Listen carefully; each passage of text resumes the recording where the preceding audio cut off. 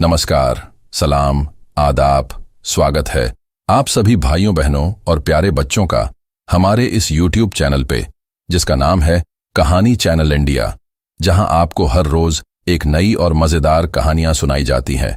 उम्मीद है आप सबको कहानी पसंद आती है, और अगर आपको हमारी कहानियां पसंद आती है तो बराए मेहरबानी चैनल को सब्सक्राइब और वीडियो को लाइक जरूर करें, ताकि हम आपके लिए ऐसी ही मजेदार कहानियां लाते रहें। एक सुबह मुल्ला अपने गधे के साथ बाजार जा रहे थे। गधा रास्ते में अचानक बैठ गया और चलने का नाम ही नहीं ले रहा था। मुल्ला ने बहुत कोशिश की, मिठाई दिखाई, गाजर दी, प्यार से पुचकारा, लेकिन गधा टस से मस नहीं हुआ। गधे की जिद देखकर बाजार के लोग इकट्ठा हो गए और तमाशा देखने लगे। एक आदमी बोला, मुल्ला, यह गधा तुम्हारी बात नहीं सुनता, इसे सजा दो। दूसरे ने कहा, इसे डराओ तभी यह मानेगा। लेकिन मुल्ला ने शांत रहकर कहा, नहीं, यह मेरी बात समझेगा, मैं इसे समझाऊंगा। मुल्ला गधे के कान में धीरे धीरे कुछ बोले। कुछ ही पलों में गधा उठ खड़ा हुआ और चलने लगा। लोग हैरान रह गए।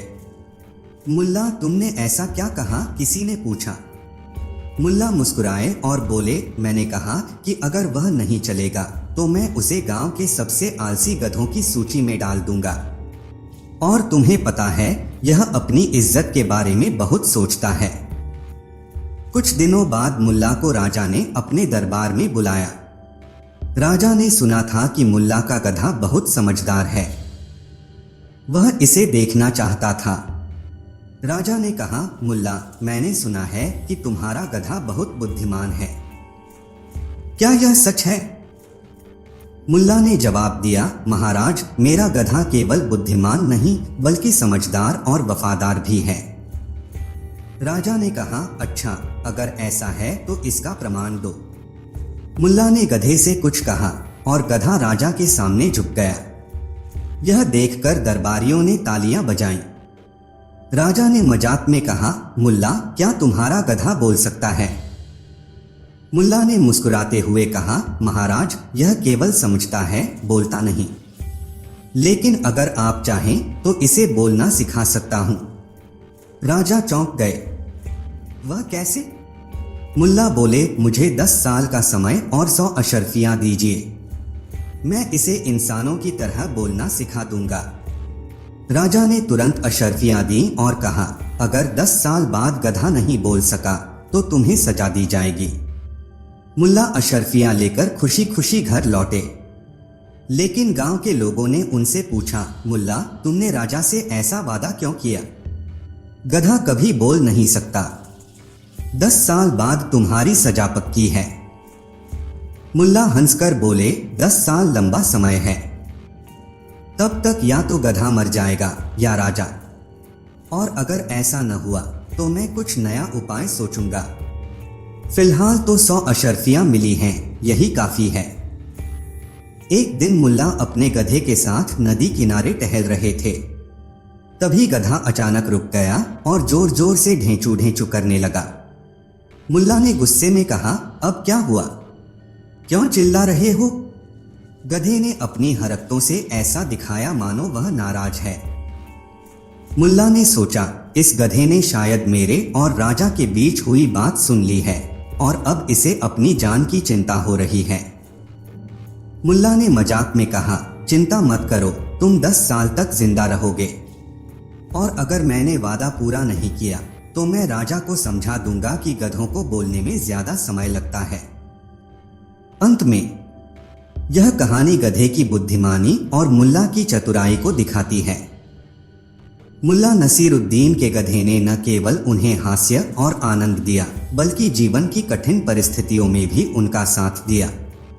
यह कहानी सिखाती है कि बुद्धिमत्ता केवल मनुष्यों तक सीमित नहीं है और कभी कभी कठिन परिस्थितियों का सामना हास्य और चतुराई से किया जा सकता है।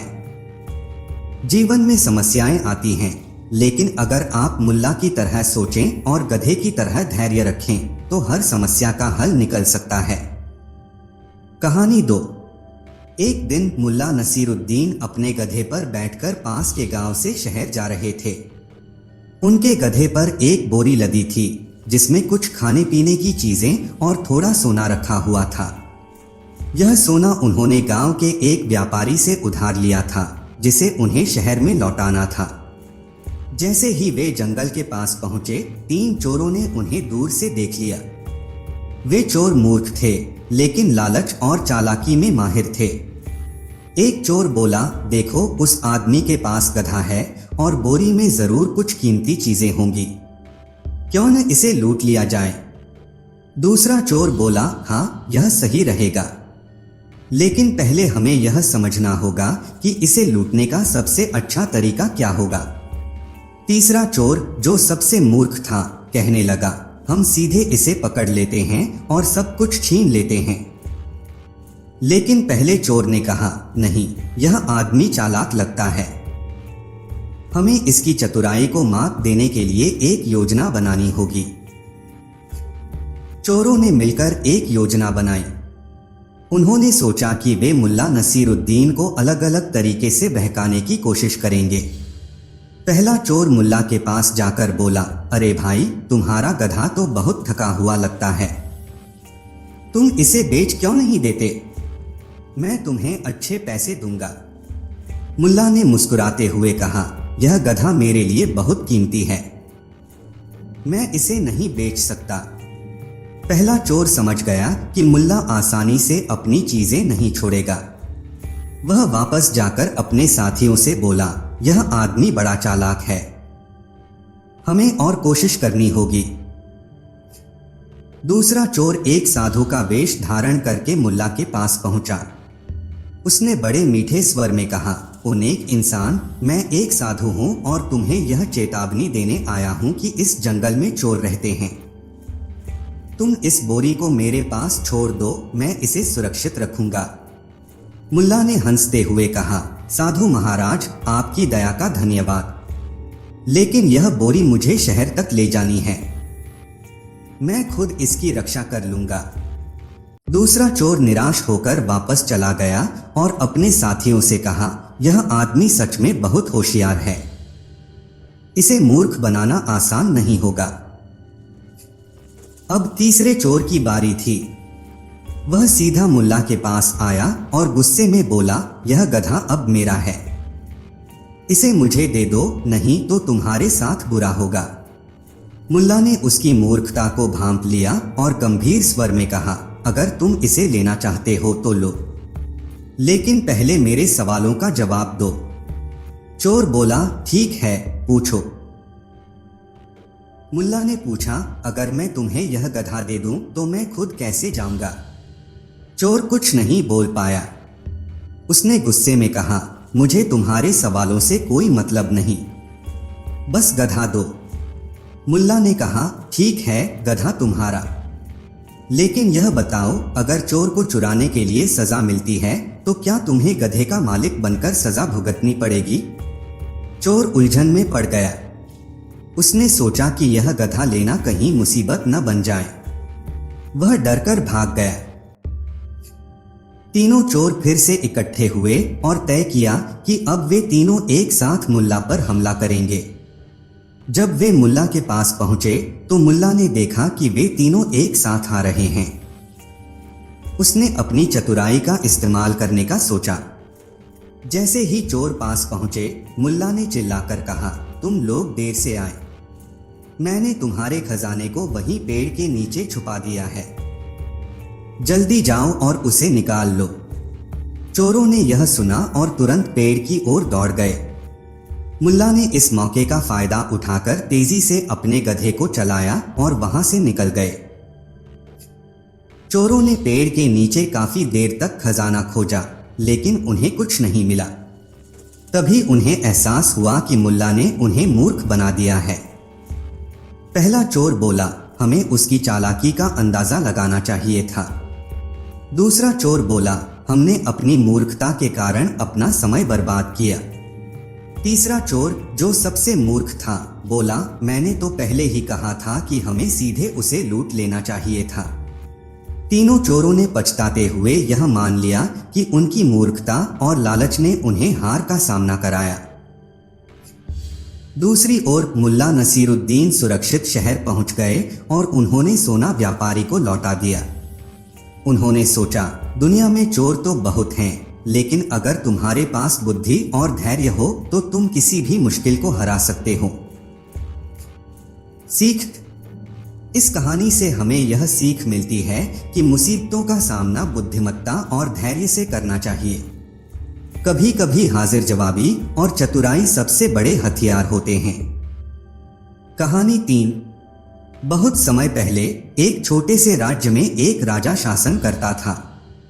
राजा अपनी बुद्धिमानी और न्यायप्रियता के लिए प्रसिद्ध था, लेकिन उसमें एक खामी थी, उसे अपनी प्रशंसा सुनने का अत्यधिक शौक था।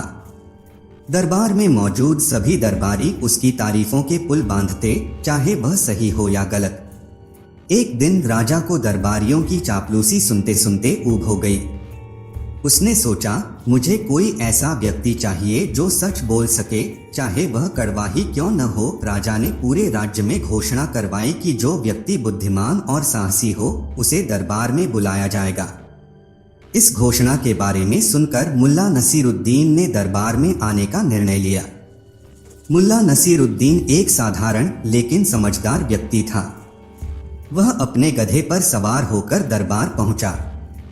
दरबार में पहुंचते ही उसने राजा को झुककर प्रणाम किया और कहा, महाराज, मैं मुल्ला नसीरुद्दीन हूं। सुना है कि आप सच्चाई और समझदारी को पसंद करते हैं, इसलिए मैं यहां आया हूं। राजा ने उसकी सादगी देख मुस्कुराते हुए पूछा, मुल्ला, तुमने हमारे राज्य के बारे में क्या सुना है? मुल्ला ने तुरंत उत्तर दिया, महाराज, आपके राज्य के लोग कहते हैं कि यहाँ का राजा इतना महान है कि वह अपनी आलोचना भी सुन सकता है।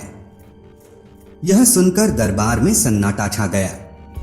कोई भी राजा के सामने इस तरह बोलने की हिम्मत नहीं करता था।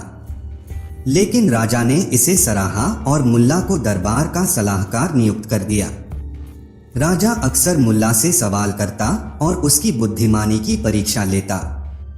एक दिन राजा ने मुल्ला से पूछा, मुल्ला, मुझे बताओ, मेरे राज्य में सबसे अमीर कौन है? मुल्ला ने बिना सोचे समझे उत्तर दिया, महाराज, सबसे अमीर वह है जो अपनी आवश्यकताओं को नियंत्रित कर ले। धन और सोना चांदी की भूख कभी समाप्त नहीं होती। राजा ने प्रभावित होकर कहा, मुल्ला, तुम्हारी बातें दिलचस्प होती हैं, लेकिन क्या तुम मुझे सिखा सकते हो कि कैसे सच्चा राजा बना जाए? मुल्ला मुस्कुराया और बोला, महाराज, सच्चा राजा वही होता है जो अपने लोगों की भलाई को अपने हित से ऊपर रखे। यदि आप न्यायप्रिय, दयालु और सच्चे रहेंगे तो आपके लोग आपको देवता के समान पूजेंगे। एक दिन राजा ने अपनी बुद्धिमानी का प्रदर्शन करने का निश्चय किया। उसने मुल्ला से कहा, मुल्ला, अगर मैं आकाश से तारे तोड़कर लाने का आदेश दूं तो क्या यह संभव होगा?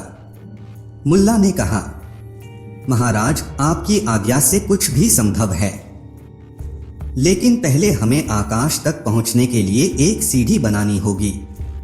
राजा ने पूछा, और वह सीढ़ी कैसे बनेगी? मुल्ला ने चतुराई से उत्तर दिया, महाराज, आपके दरबार के चापलूसों से इसे बनाया जा सकता है। वे आपके हर आदेश को मानते हैं और असंभव कार्यों को भी संभव कहते हैं। यह सुनकर राजा ठहाका लगाकर हंस पड़ा। उसने महसूस किया कि मुल्ला ने उसकी और दरबारियों की कमजोरी को मजाकिया ढंग से उजागर कर दिया है। राजा और सोने की मुहर। एक दिन राजा ने मुल्ला की चतुराई की और परीक्षा लेने का निर्णय लिया। उसने मुल्ला को एक सोने की मुहर दी और कहा, मुल्ला, इस मुहर को लेकर बाजार जाओ और मुझे सबसे अनमोल वस्तु खरीद कर ला। लेकिन याद रखना, यह वस्तु सस्ती भी होनी चाहिए। मुल्ला बाजार गया और एक छोटी सी मोमबत्ती खरीद लाया। राजा ने हैरान होकर पूछा, मुल्ला, यह क्या है? यह कैसे सबसे अनमोल वस्तु हो सकती है? मुल्ला ने उत्तर दिया, महाराज, यह मोमबत्ती अंधकार को दूर करती है, जो कि सबसे अनमोल बात है, और यह इतनी सस्ती है कि कोई भी इसे खरीद सकता है। राजा मुल्ला की सोच से बेहद प्रभावित हुआ और उसने उसकी तारीफ की। कुछ वर्षों बाद राजा की सेहत बिगड़ने लगी। उसने मुल्ला से पूछा, मुल्ला, अगर मैं मर जाऊं तो मेरे राज्य का क्या होगा? मुल्ला ने गंभीरता से उत्तर दिया, महाराज, राज्य वह होता है जो जनता के दिलों में बसता है। यदि आप न्यायप्रिय राजा बने रहेंगे तो आपकी मृत्यु के बाद भी लोग आपको याद करेंगे, लेकिन अगर आप अन्याय करेंगे तो आपकी यादें भी मिट जाएंगी। राजा ने मुल्ला की बातों को ध्यान से सुना और अपने जीवन के शेष दिनों में एक आदर्श राजा बनने का प्रयास किया। यह कहानी न केवल हंसी मजाक से भरपूर है, बल्कि इसमें जीवन के कई गहरे संदेश छिपे हैं। मुल्ला नसीरुद्दीन की चतुराई और सच्चाई हमें यह सिखाती है कि बुद्धिमानी और सत्य का मूल्य हमेशा ऊंचा होता है। कहानी 4। एक बार की बात है, मुल्ला नसीरुद्दीन एक छोटे से गांव में रहते थे। वह अपनी बुद्धिमानी और हास्यपूर्ण बातों के लिए मशहूर थे। गांव वाले अक्सर उनके पास अपनी समस्याएं लेकर आते और मुल्ला अपनी चतुराई से उनका हल निकालते। हालांकि मुल्ला साधारण जीवन जीते थे, लेकिन उनके पास ज्ञान और बुद्धिमत्ता की संपत्ति थी जो किसी खजाने से कम नहीं थी। गर्मियों की एक रात जब गांव के लोग अपने घरों में चैन से सो रहे थे, 3 चोर गांव में घुसे। वे चतुर और खतरनाक थे और गांव के बारे में उन्होंने पहले से ही जानकारी जुटा रखी थी। उन्होंने सुना था कि मुल्ला नसीरुद्दीन के पास एक संदूक है जिसमें उनका कीमती खजाना छिपा हुआ है। चोरों ने योजना बनाई कि वे उस रात मुल्ला के घर में घुसकर खजाना चुरा लेंगे। वे सोच रहे थे कि मुल्ला जैसे साधारण दिखने वाले इंसान को चकमा देना कोई मुश्किल काम नहीं होगा, लेकिन मुल्ला नसीरुद्दीन चोरों की योजना से अनजान नहीं थे। उन्हें पहले ही पता चल गया था कि गांव में चोर घूम रहे हैं। उनकी बुद्धिमत्ता ने उन्हें सचेत कर दिया था। उन्होंने सोचा, इन चोरों को सबक सिखाने का यही सही मौका है। मुल्ला ने अपने घर के आंगन में एक गड्ढा खोदा और उसमें एक पुराना संदूक डाल दिया। संदूक को भरने के लिए उन्होंने पुराने कपड़े, बेकार चीजें और पत्थर इस्तेमाल किए। फिर उन्होंने गड्ढे को मिट्टी से भर दिया और उस पर पानी डालकर उसे समतल कर दिया। चोरों की योजना। रात के समय चोर मुल्ला के घर के पास पहुंचे। वे दीवार के पीछे छिपे हुए मुल्ला की हरकतें देख रहे थे। जब उन्होंने मुल्ला को गड्ढा खोदते और संदूक को उसमें डालते देखा तो उनके मन में खुशी की लहर दौड़ गई। उन्होंने सोचा, मुल्ला खुद ही हमारे लिए खजाना छिपा रहा है, अब इसे चुराना और भी आसान होगा। जैसे ही मुल्ला अपने घर के अंदर गए, चोरों ने फावड़े और कुदाल निकाले और गड्ढा खोदने लगे। उन्हें लग रहा था कि वे जल्द ही खजाना निकाल लेंगे, लेकिन गड्ढा खोदते खोदते वे थक गए। जब अंत में उन्होंने संदूक निकाला और उसे खोला तो वे हैरान रह गए। संदूक में कुछ भी कीमती नहीं था। चोरों को गुस्सा आया और उन्होंने सोचा, जरूर मुल्ला ने हमें धोखा दिया है। खजाना कहीं और छिपा होगा, हमें उससे सच्चाई उगलवानी पड़ेगी। चोर मुल्ला के घर में घुसे और उसे जगाया। एक चोर ने कहा, मुल्ला, हमें पता है कि तुमने खजाना छिपा रखा है। सच सच बताओ कि वह कहाँ है, वरना अंजाम बुरा होगा। मुल्ला ने आंखें मसलते हुए कहा, अरे भाइयों, खजाना तो वही था जो तुमने गड्ढे से निकाला। अगर वह तुम्हारे काम का नहीं तो इसमें मेरी क्या गलती? दूसरा चोर गुस्से से बोला, हमसे झूठ मत बोलो, हमें असली खजाना चाहिए। मुल्ला ने शांतिपूर्वक कहा, ठीक है, अगर तुम्हें लगता है कि असली खजाना कहीं और है तो मैं तुम्हें वहां ले चलता हूँ। मुल्ला चोरों को लेकर गांव के बाहर एक पुरानी बावड़ी के पास पहुंचे। उन्होंने कहा, यहाँ पर खजाना छिपा हुआ है, लेकिन इसे निकालने के लिए पहले तुम सबको पानी निकालना होगा, क्योंकि खजाना पानी के नीचे है। चोरों ने बावड़ी से पानी निकालना शुरू किया। पूरी रात मेहनत करते करते वे थक गए। जब सुबह हुई तो गांव वाले वहां इकट्ठा हो गए। मुल्ला ने चोरों की ओर इशारा करते हुए कहा, देखो ये वही लोग हैं जो तुम्हारे घरों में चोरी करने आए थे, लेकिन अब इन्होंने खुद अपने पसीने से यह बावड़ी साफ कर दी है। गांव वाले चोरों को पकड़कर पंचायत के हवाले कर दिया। पंचायत ने चोरों को दंड दिया और मुल्ला की बुद्धिमानी की सराहना की। निष्कर्ष, मुल्ला नसीरुद्दीन ने अपनी चतुराई से न केवल चोरों को सबक सिखाया बल्कि गांव वालों की मदद भी की। इस घटना के बाद गांव के लोग और भी ज्यादा मुल्ला का सम्मान करने लगे। मुल्ला की समझदारी ने साबित कर दिया कि सच्चा खजाना ज्ञान और चतुराई है, न कि धन दौलत। कहानी 5। एक समय की बात है, नसीरुद्दीन के शहर में एक नया बादशाह आया। वह बहुत ही कठोर और निरंकुश शासक था। उसकी नजर में उसकी इच्छा ही सर्वोपरि थी और वह किसी भी तरह से अपने आदेशों का पालन करवाना चाहता था। एक दिन बादशाह ने आदेश दिया कि सभी नागरिकों को महल में एकत्रित किया जाए और हर किसी को एक कठिन सवाल पूछा जाए। जो सही जवाब देगा उसे इनाम मिलेगा और जो गलत जवाब देगा उसे सजा दी जाएगी। नसीरुद्दीन, जो हमेशा की तरह अपने अजीबोगरीब और साहसिक तरीके से कार्य करता था, इस आदेश को सुनकर कुछ सोचने लगा। वह जानता था कि यह एक कठिन परीक्षा होने वाली है और अगर उसने सही जवाब नहीं दिया तो वह मुश्किल में पड़ सकता है। नसीरुद्दीन महल में पहुंचा और उसे देखा कि बहुत सारे लोग पहले से ही वहां मौजूद थे। बादशाह ने सभी को एक एक करके सवाल पूछने का आदेश दिया। बादशाह ने नसीरुद्दीन को बुलाया और कहा, नसीरुद्दीन, तुम्हें एक सवाल पूछा जाएगा और अगर तुम सही जवाब दोगे तो तुम्हें इनाम मिलेगा, लेकिन अगर तुम गलत जवाब दोगे तो तुम्हें सजा मिलेगी। नसीरुद्दीन हंसते हुए बोला, महाराज, मुझे तो बस एक मौका दीजिए, मैं आपका सवाल अच्छे से सुनकर जवाब दूंगा। बादशाह ने अपनी आंखों में एक चमक लाते हुए कहा, ठीक है नसीरुद्दीन, मेरा सवाल यह है, इस धरती पर सबसे मूल्यवान वस्तु क्या है? नसीरुद्दीन ने कुछ देर सोचा और फिर बड़ी चतुराई से जवाब दिया, महाराज, सबसे मूल्यवान वस्तु है समय।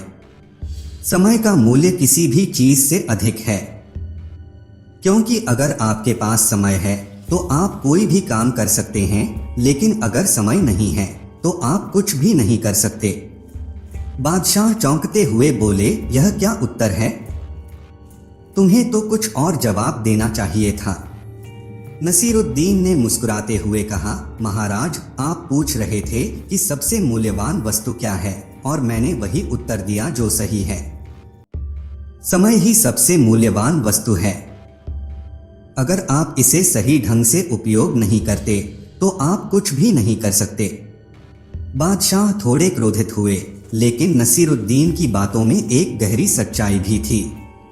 उन्होंने सोचा कि नसीरुद्दीन का जवाब गलत नहीं था, लेकिन वह उसे तंग करना चाहते थे। उन्होंने फिर से सवाल पूछा, ठीक है नसीरुद्दीन, तुम्हारे जवाब से मुझे संतुष्टि नहीं मिली। अब मुझे बताओ, अगर तुम समय को बहुत मूल्यवान मानते हो तो तुम उसे कैसे बचाते हो?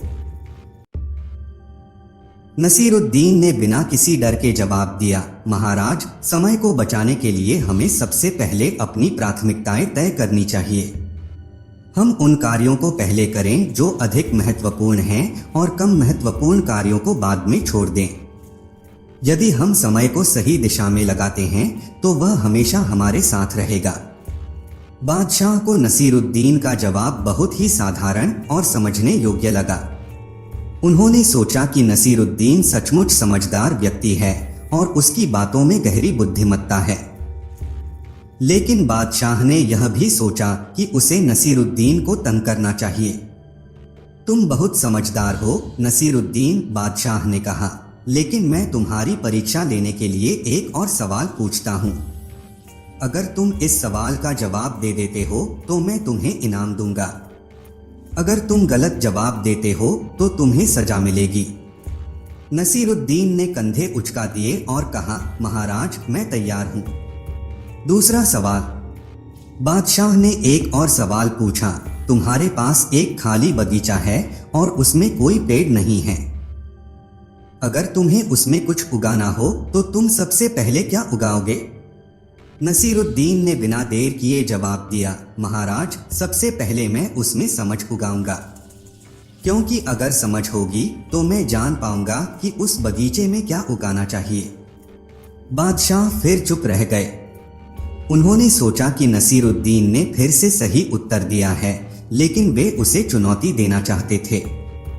ठीक है, तुम सही जवाब दे रहे हो, लेकिन इस बार तुम मुझे बताओ कि अगर तुम्हारे पास कोई भी धन और संपत्ति न हो तो तुम कैसे खुश रहोगे? नसीरुद्दीन ने मुस्कुराते हुए कहा, महाराज, अगर मेरे पास धन और संपत्ति नहीं है तो मैं संतोष से खुश रहूंगा। संतोष ही सबसे बड़ा धन है। बादशाह ने नसीरुद्दीन की चतुराई और गहरी सोच को सराहा, लेकिन फिर भी उन्होंने नसीरुद्दीन को दंडित करने का कोई न कोई तरीका ढूंढ लिया। दंड का उल्टा।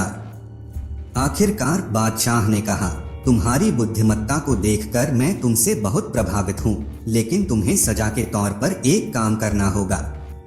तुम्हें महल के बगीचे से सभी फूल इकट्ठा करने होंगे और उन्हें बादशाह के सिंहासन पर सजाना होगा। नसीरुद्दीन ने बिना किसी सवाल के कहा, महाराज, मैं यह काम खुशी से करूंगा। वह महल के बगीचे में गया और वहां के सारे फूल इकट्ठा किए, लेकिन नसीरुद्दीन ने एक चाल चली। उसने फूलों को केवल बगीचे के किनारे पर सजाया और महल के सिंहासन से बहुत दूर रख दिया। बादशाह ने जब यह देखा तो वे हैरान रह गए और नसीरुद्दीन से पूछा, तुमने फूलों को सिंहासन के पास क्यों नहीं सजाया? नसीरुद्दीन ने मुस्कुराते हुए कहा, महाराज, आपने मुझे दंडित किया था, लेकिन मैं जानता था कि फूलों की महक सिंहासन तक नहीं पहुंच सकती, इसीलिए मैंने उन्हें वहां सजाया जहां वे महल के चारों ओर खुशबू फैलाने का काम कर सकें।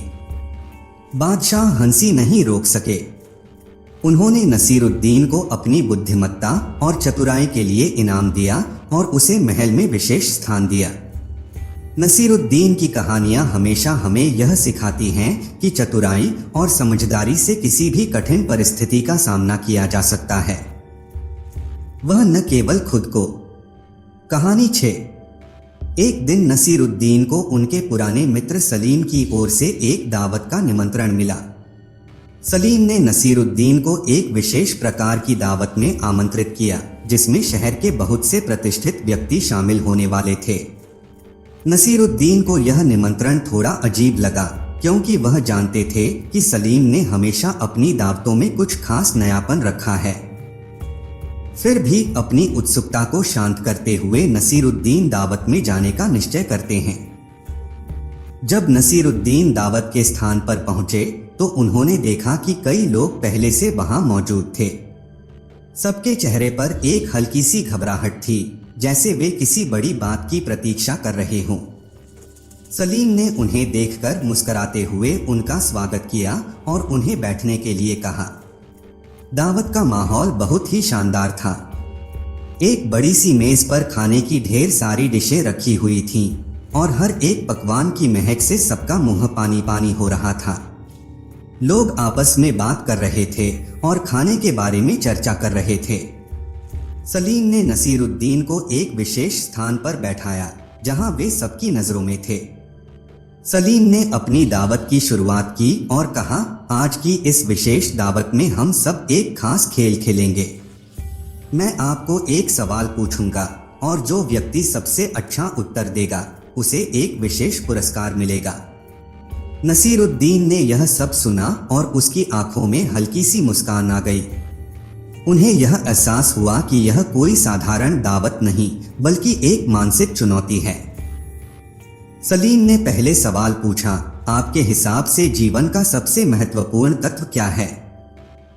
यह सवाल बहुत साधारण लगता था, लेकिन नसीरुद्दीन को लगा कि सलीम ने इसे एक उलझाने वाले तरीके से पूछा है।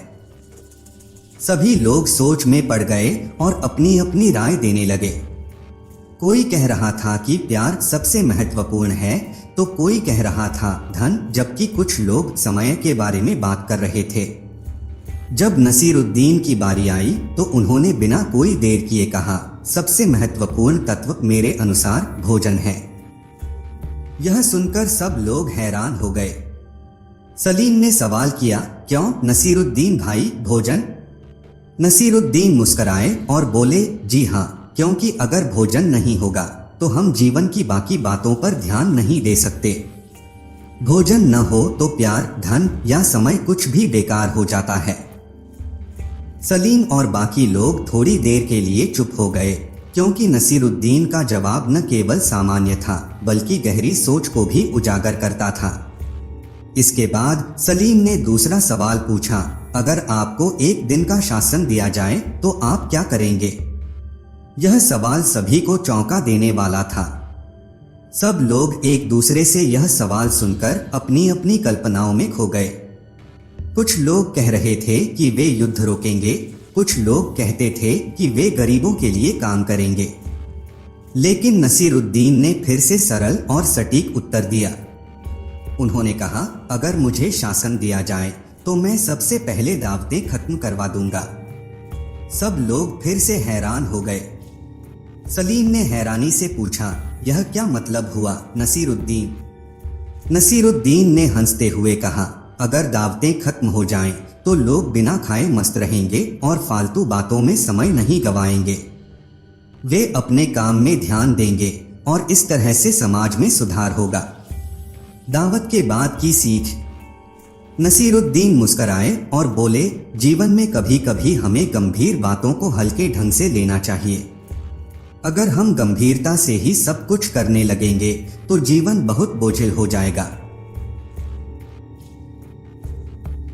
नसीरुद्दीन की यह दावत और उनके सवालों के जवाब न केवल हास्यपूर्ण थे बल्कि उन्होंने सबको यह भी सिखाया कि जीवन को हल्के में लेना जरूरी है।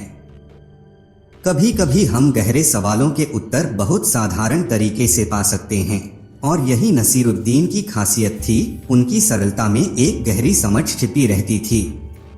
कहानी 7। एक समय की बात है, एक छोटे से राज्य में एक अच्छा और न्यायप्रिय बादशाह राज्य करता था। उसका नाम था शाही बादशाह आलम शाह। वह बहुत ही समझदार और विचारशील था, लेकिन कभी कभी उसकी समझ में कुछ कमी हो जाती थी। इस राज्य में एक प्रसिद्ध व्यक्ति था, मुल्ला नसीरुद्दीन। वह एक साधु और हास्यप्रद व्यक्ति था जो अपनी चतुराई और मजाकिया स्वभाव के लिए प्रसिद्ध था। एक दिन बादशाह आलम शाह अपने महल में बैठे हुए राज्य के मामलों पर विचार कर रहे थे। अचानक उनके मंत्री ने आकर कहा, महाराज, मुल्ला नसीरुद्दीन को राज्य में बुलाया गया है। वह अपनी मजाकिया बातें और चतुराई से हर किसी को हंसा देता है। क्या आप चाहते हैं कि हम उसे महल में बुलाएं? बादशाह ने सोचा, अगर वह मुझे हंसा सकता है और कुछ समय के लिए मुझे खुश कर सकता है तो क्यों न उसे बुलाया जाए। और इस प्रकार मुल्ला नसीरुद्दीन को महल में बुला लिया गया। मुल्ला नसीरुद्दीन महल में पहुंचे। वह बड़े ही साधारण कपड़े पहने हुए थे, लेकिन उनकी चाल ढाल और चेहरे पर एक चतुर मुस्कान थी। बादशाह आलम शाह ने उन्हें देखा और मुस्कुराते हुए कहा, मुल्ला नसीरुद्दीन, तुम हमारे दरबार में आ गए हो। हमें यह जानकर खुशी हुई। हम तुमसे कुछ प्रश्न पूछना चाहते हैं। अगर तुम सही जवाब दोगे तो हम तुम्हें एक बड़ा इनाम देंगे। क्या तुम तैयार हो? मुल्ला नसीरुद्दीन ने सिर झुकाया और कहा, महाराज, मैं हमेशा तैयार हूँ। आप जो भी पूछें, मैं जवाब देने के लिए तत्पर हूँ। बादशाह ने पहला सवाल पूछा, मुल्ला, मुझे यह बताओ कि धरती का सबसे भारी चीज क्या है? मुल्ला नसीरुद्दीन ने थोड़ी देर सोचा और फिर हंसते हुए जवाब दिया, महाराज, धरती का सबसे भारी चीज तो आपके राज्य का कर जो आपके नागरिकों पर है। बादशाह आलम शाह ने यह सुनकर एक पल के लिए कुछ नहीं कहा। वह थोड़ी देर चुप रहे, फिर मुस्कुराते हुए कहा, यह एक अच्छा उत्तर था मुल्ला, लेकिन हम चाहते हैं कि तुम हमें कुछ और भी सिखाओ। तुमसे यह प्रश्न पूछा जाता है कि सबसे मूल्यवान चीज क्या है? मुल्ला नसीरुद्दीन मुस्कुराए और उत्तर दिया, महाराज, सबसे मूल्यवान चीज तो आपका समय है। क्योंकि अगर आप समय को खो देते हैं तो आप कुछ भी नहीं कर सकते। अगर समय का सही उपयोग किया जाए तो आप बहुत कुछ प्राप्त कर सकते हैं। बादशाह आलम शाह को यह उत्तर बहुत पसंद आया। उन्होंने मुला से कहा, तुम सचमुच एक बुद्धिमान व्यक्ति हो मुला। अब हमें यह बताओ कि सबसे कठिन कार्य क्या है। मुला नसीरुद्दीन ने एक गहरी सांस ली और फिर कहा, महाराज, सबसे कठिन कार्य है खुद को समझना और अपने मन की सुनना। यह कार्य इतना कठिन होता है कि ज्यादातर लोग अपनी पूरी जिंदगी इसे नहीं कर पाते। मन के भ्रमों और इच्छाओं को शांत करना बहुत ही कठिन होता है। यह एक ऐसा कार्य है जो अंततः आत्मा को शांति प्रदान करता है। बादशाह ने इस उत्तर को गंभीरता से सुना और उसकी सराहना की। तुम सचमुच एक अद्भुत व्यक्ति हो मुला। हमें तुमसे बहुत कुछ सीखने को मिला। मुला नसीरुद्दीन ने सिर झुकाया और फिर एक हल्की सी मुस्कान के साथ कहा, महाराज, आप भी बुद्धिमान हैं, लेकिन कभी कभी हमें अपने आप को हंसने का भी समय देना चाहिए। हंसी एक ऐसी दवा है जो दिलों को हल्का करती है और दिमाग को ताजगी देती है। जीवन में जितना हम गंभीर होते हैं उतना ही हम परेशान भी होते हैं, लेकिन अगर हम थोड़ी देर के लिए हंसी और मजाक को अपनाएं तो हमारा मन भी शांत होता है। बादशाह आलम शाह ने यह सुना और तुरंत महसूस किया कि मुला नसीरुद्दीन की बातों में बहुत गहरी सच्चाई छिपी है। वह सोचने लगे, क्या मैं जीवन को इतनी गंभीरता से ले रहा हूं? क्या मुझे भी अपने जीवन में थोड़ी हंसी और खुशी की जगह नहीं देनी चाहिए?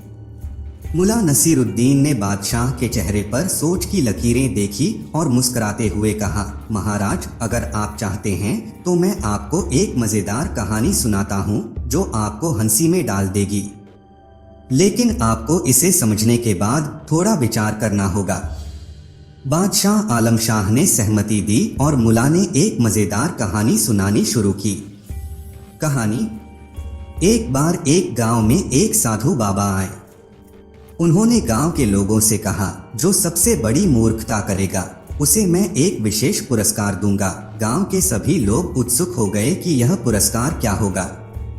तो एक व्यक्ति ने एक दिन सोचा, मैं एक बहुत बड़ी मूर्खता करूंगा। वह जंगल में गया और पेड़ से एक बड़ा फल तोड़ लिया।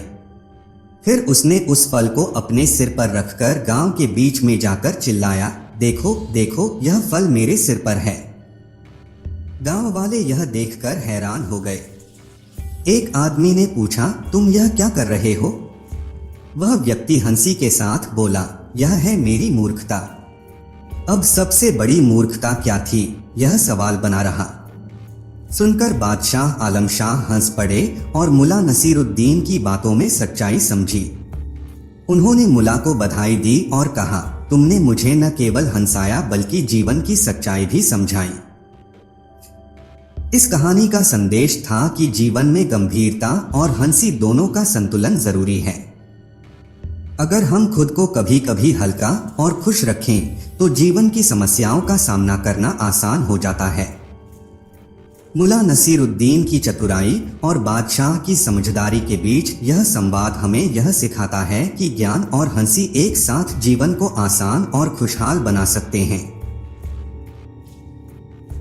कहानी 8। बहुत समय पहले की बात है। एक छोटे से गांव में एक बुद्धिमान व्यक्ति मुला नसीरुद्दीन अपने ज्ञान और समझदारी के लिए प्रसिद्ध था। लोग दूर दूर से उसकी सलाह लेने आते थे क्योंकि उसकी बातें हमेशा सटीक और दिलचस्प होती थीं। नसीरुद्दीन का एक खास अंदाज था। वह कभी सीधा जवाब नहीं देते थे बल्कि अक्सर अपनी बातों में मजेदार तरीके से जीवन की सच्चाइयां छिपा देते थे। इस कारण वह लोगों के दिलों में हमेशा एक खास जगह रखते थे। एक दिन गांव में एक मूर्ख व्यक्ति आया। उसका नाम रमेश था और वह खुद को बहुत होशियार समझता था। उसने सुना था कि नसीरुद्दीन बहुत बुद्धिमान है, तो वह भी उसकी बुद्धिमानी परखने के लिए नसीरुद्दीन से मिलने आया। रमेश ने नसीरुद्दीन से कहा, मुला नसीरुद्दीन, मैं जानता हूं कि आप बहुत समझदार हैं। मुझे एक चुनौती स्वीकार करें। मैं आपको कुछ सवाल पूछूंगा और अगर आप सही जवाब दे सके तो मैं आपको अपना सबसे बड़ा खजाना दूंगा। नसीरुद्दीन ने मुस्कुराते हुए कहा, ठीक है रमेश, मैं तैयार हूं। रमेश ने पहले सवाल पूछा, अगर एक पक्षी एक पैर पर खड़ा हो और मैं उसका दूसरा पैर काट दूं तो वह कैसे खड़ा रहेगा? नसीरुद्दीन ने थोड़ी देर सोचा और फिर हंसी रोकते हुए जवाब दिया, वह पक्षी मर चुका होगा रमेश। उसे खड़ा रहने के लिए एक पैर से ज्यादा चाहिए होता है। रमेश थोड़ी देर के लिए चुप हो गया, लेकिन फिर उसे लगा कि नसीरुद्दीन ने आसान सवाल का गलत जवाब दिया है। उसने अगले सवाल की तैयारी शुरू की। ठीक है, उसने कहा, अब मुझे यह बताओ, अगर किसी आदमी को पानी के ऊपर चलने की क्षमता मिल जाए तो वह कैसे चलेगा? नसीरुद्दीन ने फिर से मुस्कुराते हुए कहा, वह आदमी उस पानी में डूब जाएगा, क्योंकि अगर कोई इंसान बिना नाव या किसी और उपकरण के पानी पर चलेगा तो वह डूब जाएगा। रमेश ने फिर सोचा कि नसीरुद्दीन को फंसाने का कोई और तरीका निकाला जाए। उसने एक और सवाल पूछा, मुल्ला नसीरुद्दीन, यदि मैं एक खाली बर्तन में हवा भर दूं तो उसमें क्या होगा?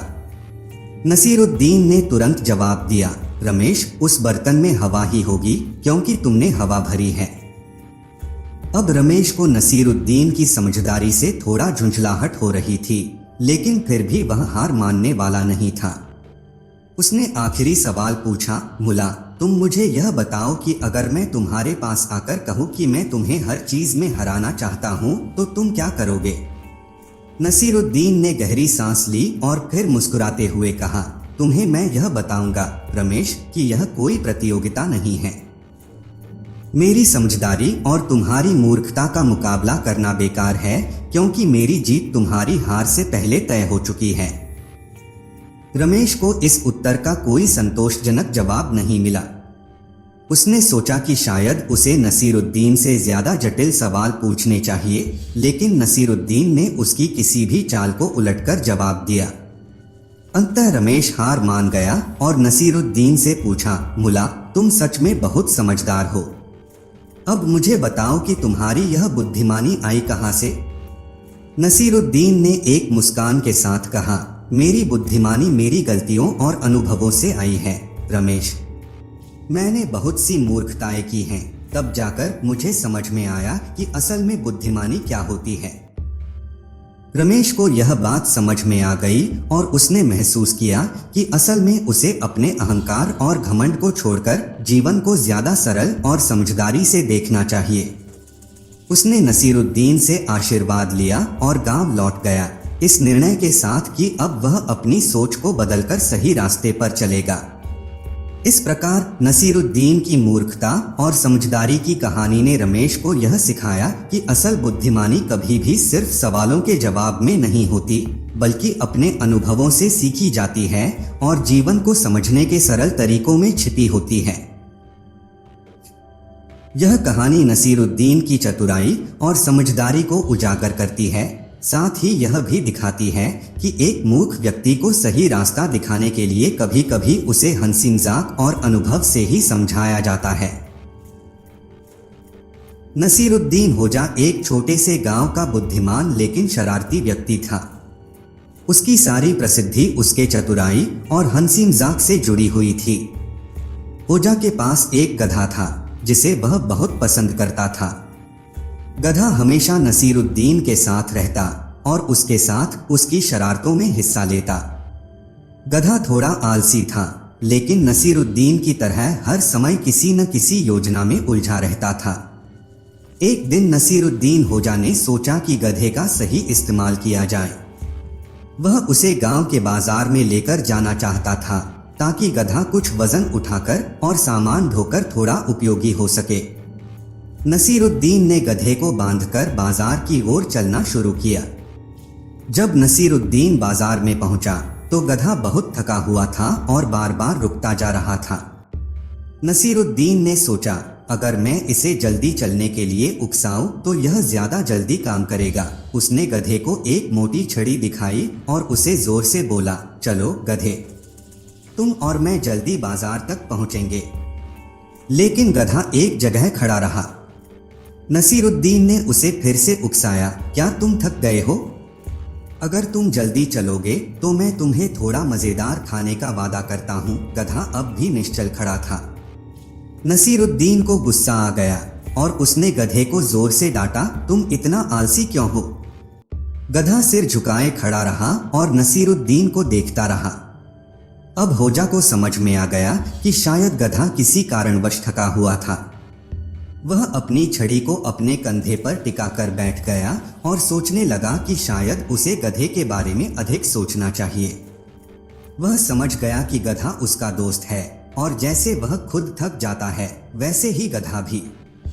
फिर नसीरुद्दीन ने फैसला किया कि वह गधे को आराम देगा। वह गधे को लेकर एक पेड़ के नीचे बैठ गया और उसकी पीठ पर हाथ फेरते हुए उसने कहा, तुम ठीक हो गधा, हमें थोड़ी देर आराम करना चाहिए। गधा नसीरुद्दीन के पास बैठा और आराम करने लगा। होजा ने अपनी टोकरी से कुछ फल निकाले और गधे को कुछ दिया। गधा खुश हो गया और उसे खाने के लिए सर झुकाया। होजा ने मुस्कुराते हुए सोचा, कुछ भी करना चाहिए लेकिन दोस्ती और समझदारी से काम लेना चाहिए। कुछ देर आराम करने के बाद नसीरुद्दीन और गधा फिर से बाजार की ओर चल पड़े। इस बार होजा ने गधे के साथ ज्यादा शांति से चलने का निर्णय लिया था। बाजार में बहुत भीड़ थी और नसीरुद्दीन को वहां बहुत सारे लोग मिल गए। एक व्यापारी ने नसीरुद्दीन से पूछा, होजा भाई, तुम्हारा गधा बहुत अच्छा लग रहा है, क्या तुम इसे बेचने का सोच रहे हो? नसीरुद्दीन ने हंसी में जवाब दिया, बेचने का तो नहीं सोच रहा हूँ, लेकिन अगर आप इसे बहुत पसंद करते हैं तो मैं एक अच्छा सौदा कर सकता हूँ। व्यापारी ने आश्चर्य से पूछा, कैसा सौदा? नसीरुद्दीन ने कहा, तुम्हें मेरे गधे के साथ एक शर्त करनी होगी। यदि तुम मुझे 3 दिन के लिए गधे का पूरा ध्यान रख सकते हो तो मैं इसे तुम्हारे पास बेच दूंगा। व्यापारी ने सोचा, अगर गधा मेरी देखभाल करेगा तो मुझे यह सौदा करना चाहिए। उसने सहमति दे दी। नसीरुद्दीन ने गधे को व्यापारी के पास छोड़ दिया और बाजार में अपना काम करने लगा। 3 दिन बाद जब नसीरुद्दीन वापस आया तो उसने देखा कि व्यापारी गधे के साथ कुछ ज्यादा खुश नहीं था। व्यापारी ने नसीरुद्दीन से कहा, तुम्हारा गधा बहुत मुश्किल है होजा, वह हर समय बुरा व्यवहार करता है, उसे सही से हाँकने की भी कोई संभावना नहीं है, मैं इसे नहीं रख सकता। नसीरुद्दीन ने मुस्कुराते हुए कहा, यही तो मेरी शर्त थी व्यापारी भाई, अगर तुम इसे संभाल नहीं सकते तो तुम इसे नहीं रख सकते। व्यापारी चुप हो गया और नसीरुद्दीन को गधा लौटा दिया। नसीरुद्दीन ने गधे को देखकर कहा, देखो तुम्हारा शरारती स्वभाव अब भी वही है, कोई और तुम्हें संभाल नहीं सकता। इस घटना के बाद नसीरुद्दीन और गधा फिर से अच्छे दोस्त बन गए। नसीरुद्दीन ने समझा कि वह अपनी जिंदगी में अपनी शरारतों और समझदारी के साथ गधे का साथ नहीं छोड़ सकता। वह और उसका गधा एक दूसरे के अच्छे मित्र बन गए थे और उनकी शरारतों के बिना गांव की सुबह शायद अधूरी होती।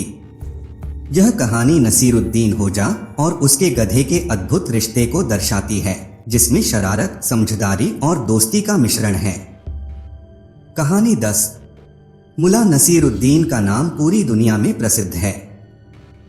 वे अपनी बुद्धिमत्ता, हंसीमजा और चतुराई के लिए जाने जाते हैं। नसीरुद्दीन की कहानियां हमेशा अपने अंदर एक गहरी सीख और हास्य का मिश्रण रखती हैं। एक दिन नसीरुद्दीन एक गांव से गुजर रहे थे। गांव में एक मूर्ख व्यक्ति रहता था जो हर बात पर अपनी गलत राय देता था। उसकी मूर्खता के कारण गांव के लोग उससे परेशान थे। लेकिन नसीरुद्दीन के मन में एक विचार आया कि क्यों न इस मूर्ख व्यक्ति को एक मौका दिया जाए ताकि वह अपनी मूर्खता का एहसास कर सके। नसीरुद्दीन जब गांव में पहुंचे तो उन्होंने सुना कि गांव में एक व्यक्ति है जो बहुत मूर्ख है। लोग उसकी बातें सुनकर हंसी उड़ाते थे, लेकिन वह व्यक्ति अपनी जगह पर बिल्कुल खुश था। नसीरुद्दीन ने सोचा कि यह एक अच्छा अवसर है, इस मूर्ख व्यक्ति से कुछ मजाक किया जाए। नसीरुद्दीन उस व्यक्ति के पास गए और उसे देखा। वह व्यक्ति एक पेड़ के नीचे बैठा हुआ था और आसपास के लोग उसकी मूर्खतापूर्ण बातों पर हंस रहे थे। नसीरुद्दीन ने मुस्कुराते हुए उससे पूछा, तुम क्या कर रहे हो? मूर्ख व्यक्ति ने जवाब दिया, मैं तो बस बैठकर सोच रहा हूँ कि अगर किसी को किसी चीज के बारे में सब कुछ पता हो तो वह क्या करेगा। नसीरुद्दीन ने उसे देखा और कहा, यह एक बहुत ही अच्छा सवाल है, मुझे लगता है कि तुम इस पर कुछ गहरा सोच सकते हो। मूर्ख व्यक्ति ने अपनी गर्दन झुका ली और सोचने लगा। नसीरुद्दीन ने सोचा कि अब वक्त आ गया है, इसे और भी उलझाया जाए। नसीरुद्दीन ने मुस्कुराते हुए मूर्ख व्यक्ति से कहा, तुम्हें शायद यह नहीं पता होगा, लेकिन मैं एक जादूगर हूँ। मैं तुम्हें एक सवाल पूछने जा रहा हूँ, जो अगर तुम सही से जवाब दे सको तो मैं तुम्हें एक बेशुमार खजाना दे दूंगा। मूर्ख व्यक्ति की आंखों में चमक आ गई। वह उत्साहित होकर बोला, मैं तैयार हूँ, आप मुझसे जो चाहें पूछ सकते हैं। नसीरुद्दीन ने धीरे से कहा, अगर तुम्हें कोई चीज मिले जो आधी पूरी और आधी अधूरी हो तो तुम क्या करोगे। मूर्ख व्यक्ति ने थोड़ी देर सोचा और कहा, मैं उसे पूरी तरह से पूरा कर दूंगा। नसीरुद्दीन ने हंसते हुए कहा, क्या तुम जानते हो कि यह सवाल सिर्फ तुम्हारी मूर्खता को दर्शाता है। मूर्ख व्यक्ति चौंक गया, क्या मतलब है आपका। नसीरुद्दीन ने जवाब दिया, तुमने जो जवाब दिया वह यह साबित करता है कि तुम्हें जो चीज आधी अधूरी मिलती है उसे पूरा करने की कोशिश करना किसी हद तक मूर्खता है। किसी चीज को पूरा करने से पहले यह समझना जरूरी है कि क्या वह अधूरी ही ठीक है। मूर्ख व्यक्ति को पहली बार अपनी मूर्खता का एहसास हुआ। वह सोचने लगा कि शायद वह हमेशा चीजों को पूरा करने के पीछे भागता रहा है, जबकि कभी कभी आधी अधूरी चीजें भी ठीक हो सकती हैं। उसने नसीरुद्दीन से पूछा, तो फिर मुझे क्या करना चाहिए। नसीरुद्दीन ने उसकी तरफ देखा और कहा, यह जानना जरूरी है कि हर परिस्थिति में कोई एक सही तरीका नहीं होता। कभी कभी किसी चीज को अधूरा छोड़ना ही बेहतर होता है और कभी कभी तुम्हें उसे पूरा करने की कोशिश करनी चाहिए।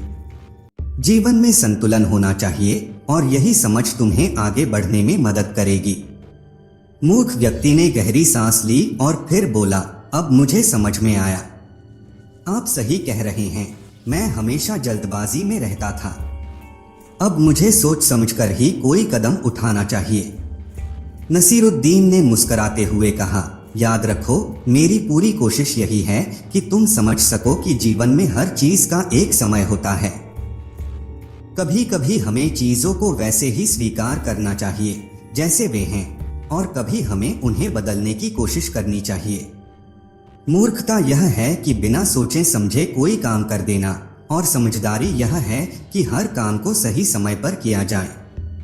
यह सुनकर मूर्ख व्यक्ति ने सिर झुका लिया और नसीरुद्दीन से कहा, धन्यवाद। अब मैं समझ गया हूं कि मुझे अपनी सोच में बदलाव लाने की जरूरत है। मैं अब और ज्यादा सोच समझकर कदम उठाऊंगा। नसीरुद्दीन ने मुस्कुराते हुए कहा, समझदारी की ओर तुम्हारा पहला कदम बढ़ चुका है। अब तुम्हें खुद पर विश्वास रखना चाहिए। इतना कहकर नसीरुद्दीन मुस्कुराते हुए वहां से चल पड़े और मूर्ख व्यक्ति ने उनकी बातों को अपने दिल में बिठा लिया। उसे अब समझ में आया कि जीवन में सिर्फ चतुराई और बुद्धिमत्ता की आवश्यकता नहीं होती, बल्कि संतुलन और समझदारी भी उतनी ही महत्वपूर्ण होती है। कहानी 11। एक बार मुल्ला नसीरुद्दीन अपने गांव के एक दरवाजे से गुजर रहे थे जब एक व्यक्ति ने उन्हें रोका और कहा, मुल्ला, मुझे तुमसे एक सवाल पूछना है। मुल्ला ने मुस्कुराते हुए कहा, क्या सवाल है।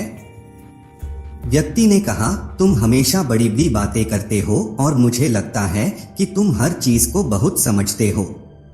तो मुझे यह बताओ कि क्या तुम जानते हो कि सबसे बड़ा मूर्ख कौन है।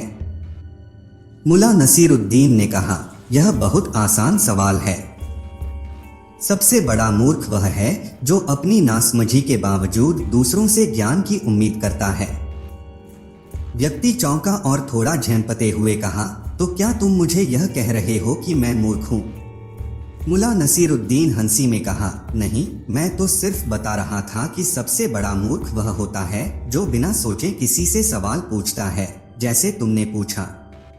यह सुनकर वह व्यक्ति थोड़ा नाराज हो गया और कहा, ठीक है, अगर तुम मेरी मूर्खता का मजाक उड़ा रहे हो तो मैं तुम्हें एक और सवाल पूछता हूँ। मुल्ला नसीरुद्दीन ने कहा, पूछो, लेकिन ध्यान रखना मैं फिर से तुम्हें मूर्ख न समझूं। व्यक्ति ने कुछ सोचा और कहा, तुम्हारी सबसे बड़ी मूर्खता क्या है? मुल्ला नसीरुद्दीन मुस्कुराते हुए बोले, मेरी सबसे बड़ी मूर्खता यही है कि मैं तुमसे बातें करता हूँ। इस पर वह व्यक्ति समझ नहीं पाया और चुपचाप चला गया। मुल्ला नसीरुद्दीन ने उसकी मूर्खता और अपनी बुद्धिमत्ता का मजाक उड़ा दिया था, लेकिन वह व्यक्ति यह समझने में असमर्थ था। कुछ दिनों बाद मुल्ला नसीरुद्दीन अपने घर जा रहे थे, तभी एक बूढ़ी महिला रास्ते में खड़ी हुई मिली। उसने मुल्ला से कहा, मुल्ला, मुझे बहुत दुख हो रहा है। मेरे पास एक जोड़ी बकरियां थीं, लेकिन अब वे मुझसे भाग गईं। मुझे बहुत चिंता हो रही है, क्या तुम मेरी मदद कर सकते हो? मुल्ला नसीरुद्दीन ने महिला को देखा और कहा, तुम्हें अपनी बकरियों की चिंता नहीं करनी चाहिए, तुम्हें खुद को चिंता करने की जरूरत है। महिला ने हैरान होकर पूछा, क्यों? क्या तुम कह रहे हो कि मुझे अपनी बकरियों की चिंता नहीं करनी चाहिए? मुल्ला ने हंसते हुए कहा, अगर तुमने अपनी बकरियों को खो दिया है तो इसका मतलब है कि तुमने कुछ गलत किया होगा। अगर तुम उन्हें वापस पा लेना चाहती हो तो तुम अपनी गलतियों को ठीक करो, तभी बकरियां तुम्हारे पास लौट आएंगी। महिला ने सोचा और कहा, ठीक है, तो मुझे क्या करना चाहिए? मुल्ला नसीरुद्दीन ने धीरे से जवाब दिया, तुम्हें पहले खुद को ठीक करना होगा, अपनी गलतियां पहचाननी होंगी और सही दिशा में चलना होगा। फिर देखो, बकरियां खुद तुम्हारे पास लौट आएंगी। महिला को मुल्ला की बात समझ में आ गई और उसने अपनी गलती को स्वीकार कर लिया। अगले कुछ दिनों में बकरियां फिर से वापस लौट आईं। मुल्ला नसीरुद्दीन की यह सलाह सही थी और महिला ने समझ लिया कि जीवन में जो कुछ भी खो जाता है वह कभी न कभी वापस आ सकता है, बशर्ते हम अपनी गलतियों को सुधारें। एक दिन मुल्ला नसीरुद्दीन को कुछ मित्रों ने घेर लिया और उन्हें यह पूछने लगे कि उन्होंने किस तरह अपनी जिंदगी में इतने बुद्धिमान फैसले लिए।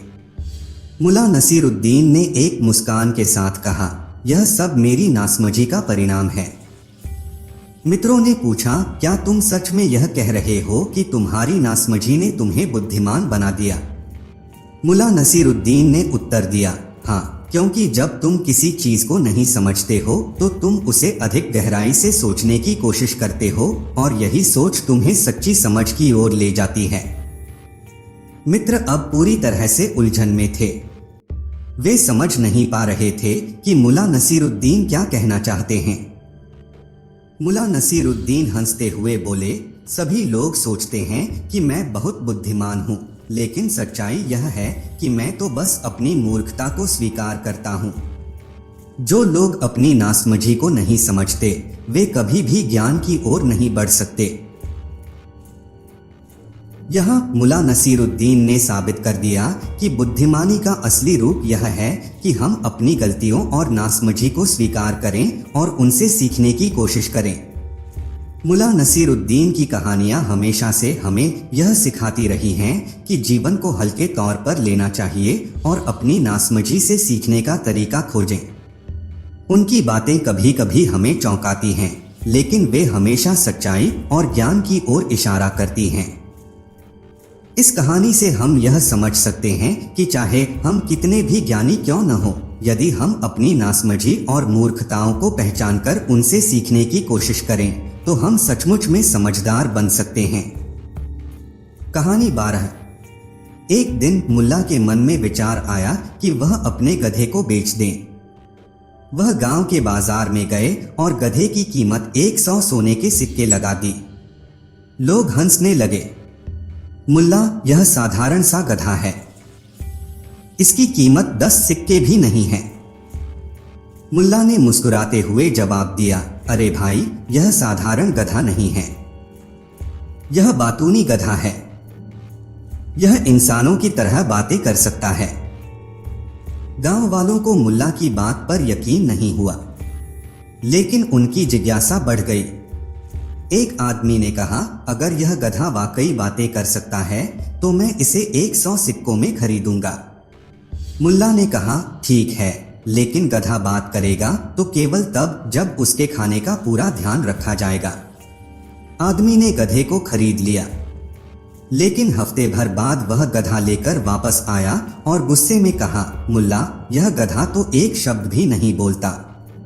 मुल्ला मुस्कुराए और बोले, मैंने कहा था कि इसका अच्छे से ख्याल रखना होगा। क्या तुमने इसे रोजाना ताजा चारा और साफ पानी दिया?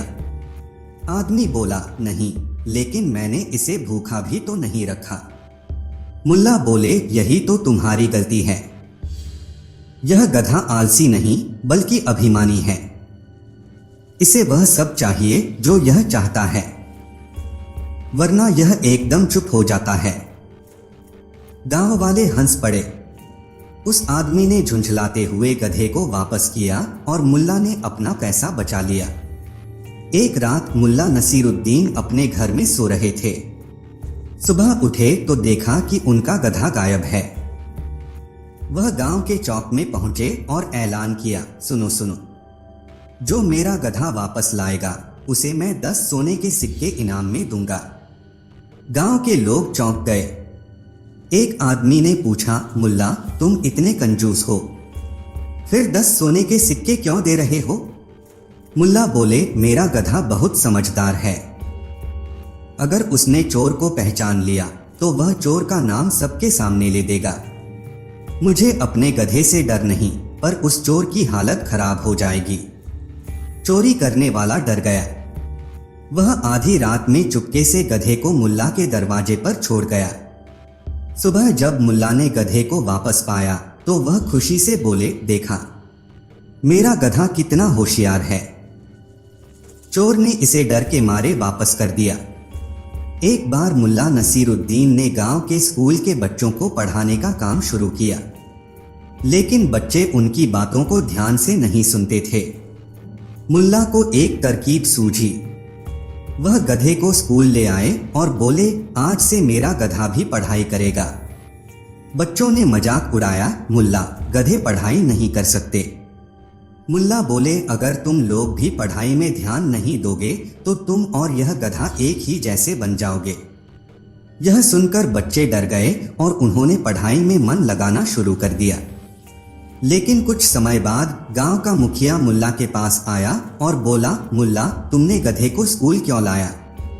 यह तो बच्चों का मजाक बन रहा है। मुल्ला ने हंसते हुए जवाब दिया, मुखिया जी, मेरा गधा बच्चों को सिखा रहा है कि जो कुछ नहीं सीखते वे गधे ही रह जाते हैं। एक दिन 2 आदमी मुल्ला के पास झगड़ा लेकर आए। उनमें से एक ने कहा, मुल्ला, इसने मेरा गधा चुरा लिया है। दूसरे ने कहा, यह झूठ बोल रहा है, यह गधा मेरा है। मुल्ला ने गधे को देखा और कहा, गधा खुद बताएगा कि वह किसका है। गधे को मुल्ला ने दोनों के बीच खड़ा किया और कहा, जिसे यह गधा पहले देखेगा वही इसका असली मालिक है। गधा चुपचाप खड़ा रहा। कुछ देर बाद मुल्ला ने कहा, अब मैं इसका फैसला कर चुका हूं। दोनों आदमी चौंक गए। मुल्ला बोले, यह गधा मेरा है क्योंकि यह सिर्फ मुझे देख रहा है। तुम दोनों झगड़ा खत्म करो और घर जाओ। गांव वाले हंस पड़े। उन दोनों ने समझ लिया कि उनका झगड़ा बेकार था। मुल्ला नसीरुद्दीन बूढ़े हो चुके थे। एक दिन उन्होंने फैसला किया कि वह अपने गधे को जंगल में छोड़ देंगे ताकि वह अपनी जिंदगी आजादी से जी सके। मुल्ला गधे को जंगल में ले गए और बोले, मेरे दोस्त, तूने मेरी बहुत मदद की है। अब तुझे अपनी मर्जी से जीने का मौका देता हूं। गधा उनकी ओर देखकर जोर से रेंका। मुल्ला हंसकर बोले, तू मुझे धन्यवाद कह रहा है या गुस्सा कर रहा है? गधा कुछ दूर चला, फिर वापस मुल्ला के पास आ गया। मुल्ला ने सिर हिलाते हुए कहा, अच्छा, तो तू मुझे छोड़कर जाना ही नहीं चाहता। चल फिर से हमारे साथ ही रह। गधा और मुल्ला वापस गांव लौट आए। उनका रिश्ता पहले जैसा ही बना रहा। गांव वाले उनकी कहानियों से जीवन भर आनंदित होते रहे। मुल्ला नसीरुद्दीन और उनके गधे की यह कहानी हमें सिखाती है कि बुद्धिमत्ता और हास्य से हर मुश्किल का हल निकाला जा सकता है।